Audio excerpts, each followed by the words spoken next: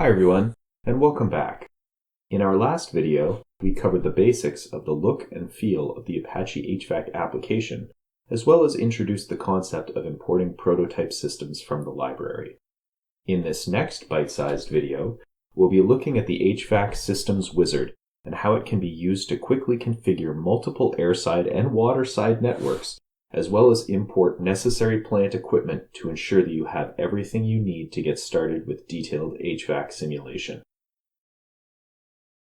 The HVAC Wizard can be launched from either Apache or Apache HVAC by clicking on this icon in the toolbar. This, in effect, means that if you want, you could include a detailed HVAC simulation without ever actually opening Apache HVAC. However, the real strength of the application is how easily it can be customized to simulate complex design options, so to never look under the hood would be to miss out on a huge opportunity. Once launched, the HVAC System Wizard pops up in its own window. The navy blue bar on the bottom left lists the current step out of 4 that we are on, both with an arrow and with a step number of 4 counter at the bottom. The Preferences link just opens up the same Apache HVAC Preferences window that we visited at the start of the previous video and allows you to adjust some settings about how Apache HVAC is configured and operate to your personal preference. The first screen gives the opportunity to either set up and name a new HVAC file or to use the wizard to update an existing file via the drop-down menu that becomes active when the associated radio button is ticked. There is the option to select your desired calculation methodology. If you're in North America, like me, then you should leave it at ASHRAE heat balance method. The compliance mode settings are only activated if the wizard is launched from one of the compliance navigators available via the browser. We'll discuss those more in a future video. On the right-hand side of the first screen is a browser tree to facilitate the assignment of spaces or zones to the HVAC systems that serve them. If you are using zones, then it is important to have properly configured your zones and zone groups so that there is one zone group per air handler. The same goes for room grouping schemes if using rooms. Clicking on the arrow at the bottom of the window advances us to the second screen of the wizard, which is all about assigning Airside systems. The list box in the top left of the window includes all of the prototype systems that were listed in the prototype library that we introduced in the previous video. If you didn't do it then, I would recommend pausing this video and exiting the wizard and opening this prototype library using this icon here in the Apache HVAC toolbar. Take a look at all the different systems that are available for import so that when you see them in the wizard, there's a common feel between the two interfaces, even though they may look a little bit different. The groupings are slightly different, but the contents align. There's a drop-down filter at the top of the list that allows you to hide system types that you know you won't need to make searching easier.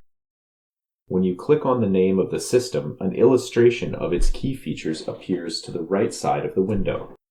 Clicking on this image will expand it, as well as make a description visible to help determine the best system to assign for your simulation. Clicking on the image a second time will minimize it. To select a system, you click on the 3 dots to the right of its name, which will expand a window that will allow you to assign systems via previously determined zone or room groups.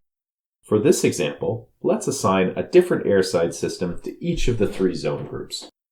Note that you can technically assign a zone group to more than one system. However, this is an advanced technique that should likely be avoided when modeling HVAC via the wizard. Once the desired Airside systems have been associated with the appropriate zone groups, you can click on the arrow at the bottom of the screen to move on to the third screen of the wizard. On this screen, you select which prototype Waterside and/or plant equipment that you want to include and associate it with the Airside systems that you selected on the previous wizard screen. As with the previous wizard screen, there is a drop-down list box filter to simplify your search.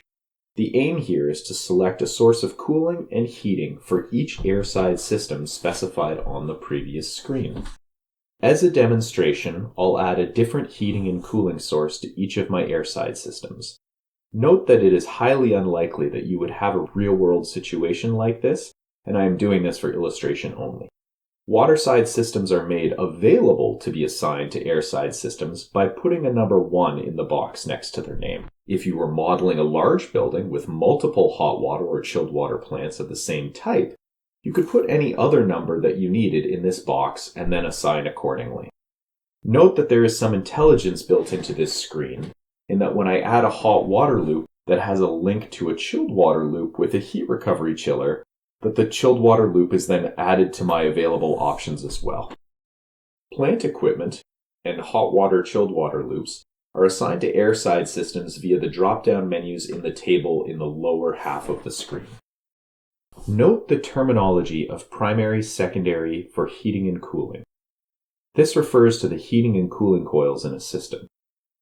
As an example, the dedicated outdoor air system with 4-pipe fan coil that we assign to the 3rd floor has both a set of primary heating and cooling coils at the central air handler, as well as a set of heating and cooling coils in the fan coil unit for each zone. These zone-level heating and cooling coils are referred to as sources of secondary heating and cooling. Via this screen of the wizard, you could assign each of these to a different plant, though in practice there is often a common source of heating and cooling that will apply to all, or at least most, of the systems in a building. This screen also gives the opportunity to add a domestic hot water system to your simulation. Depending on the building type or purpose of the simulation, this may or may not be necessary. There is a button that will allow you to edit the detailed settings for domestic hot water, but that will be a topic of a future video. The final screen allows you to launch simulations and system sizing. If you were just using the wizard as a fast and convenient way to import the starting point systems that you needed to configure a more custom network, then you can leave all 3 of the upper checkboxes unticked and click OK.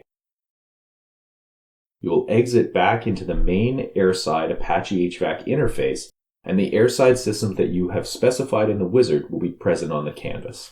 A closer look at their heating and cooling coils will similarly show that they have been assigned to the same heating and cooling sources specified in the wizard.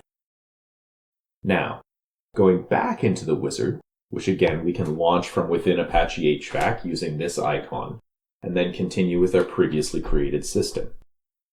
Clicking through to the 4th screen again, and clicking all 3 checkboxes, 5 individual icons become available. The first of these is the HVAC zone and room loads and sizing settings, which are accessed by clicking here. This opens a load sizing settings window that you should be familiar with from your intro courses and discussions around doing basic load sizing. You should enter a unique name for your sizing run and make sure that the settings for the design conditions in terms of internal gains and solar access align with your expectations. If you would like to generate sizing reports to tabulate the results of your sizing run, then click the checkbox in the lower right of the window. This will activate the button below, which will open a subsequent window to allow you to select which reports you want the software to generate.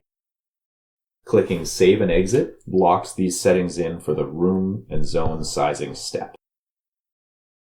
The second icon next to the HVAC zone room loads and sizing checkbox is an alternate way to access the report settings window. The icon next to the HVAC system loads and sizing checkbox opens a similar window for settings for the system loads step. System loads sizing differs from room or zone load sizing in that it identifies the coincident peak load on the system, which won't always be at the same time of the peak load on every space that the system serves. This allows for appropriate sizing of HVAC equipment instead of sizing for the sum of the worst-case scenarios for every zone, which would rarely coincide, particularly for cooling. If you wish to generate reports of load sizing, then make sure to click the checkbox in the bottom right. As with the room or zone sizing step, you can access the reporting options either by the button that becomes active when the Generate Reports checkbox is selected, or via the second icon to the right of the HVAC System Loads and Sizing checkbox. The final checkbox, Simulation, activates this icon, which launches the settings for hourly simulation. Hourly simulation with Apache HVAC is the same as the simulations with Apache Systems that you may have run as part of your intro training, but with a few key differences. First, the Apache HVAC link checkbox should be selected, and the HVAC system in question should be shown in the drop-down menu.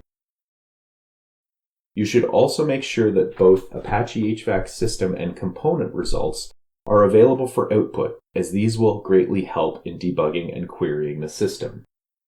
There is an additional option to include Apache HVAC controller outputs. This can be very useful in debugging, however, makes the size of the results file quite large, so should be used judiciously and only when necessary.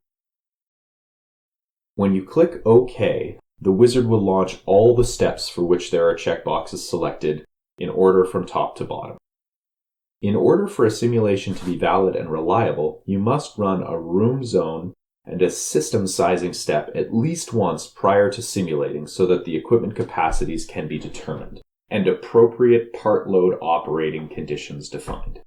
As such, if you only wanted to run system sizing, you would only click this box.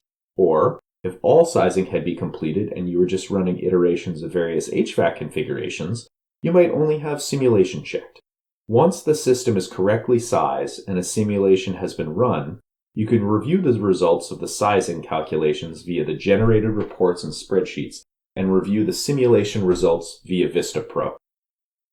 Each of the sizing reports, querying results in Vista Pro, and what to do when those results don't align with what you expected them to be will all be topics covered in future videos. Until next time, thanks for listening.